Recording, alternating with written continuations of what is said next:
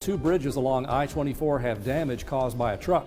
I'm David Carroll. And I'm Cindy Sexton. TDOT says a truck driver's load was too high and hit the Moore Road Bridge yesterday afternoon. Inspectors later found damage to the Belvoir Avenue Bridge, but say both bridges are considered safe. Here's what we know at this hour. The driver was hauling machinery and the load was more than 16 feet 6 inches high. Now, the driver took out 8 of the 24 strands on the outside beam, so that means 1/3 of the strength was gone. Channel 3's Claudia Coco was reporting on this story today and has heard from TDOT. Claudia, is this problem a common one? David, Cindy, TDOT and Tennessee Highway Patrol say this is happening more and more often. Now, local companies are going to job sites and they're not making sure their equipment is properly loaded.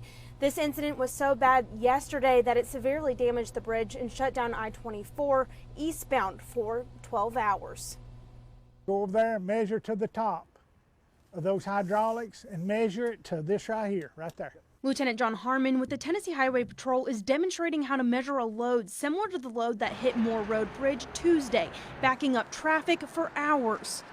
You need to secure your load and you need to physically measure the height of that load and the width of that load before you move that load. The height from the bottom of the Moore Road Bridge to the road is 16 feet 6 inches. The height allowed to travel without a permit is 13 feet 6 inches. Harmon says there's no excuse not to be in compliance. Majority of the strikes that are happening around the Chattanooga area are local companies moving from job site to job site. We have a number of strikes throughout the year statewide. We have dozens of strikes we know about. We probably have a lot more that we don't know about. Joe Deering with TDOT says that the driver most likely hit the Belvoir Bridge too. He says that all the bridges have been inspected and are safe to drive over and under.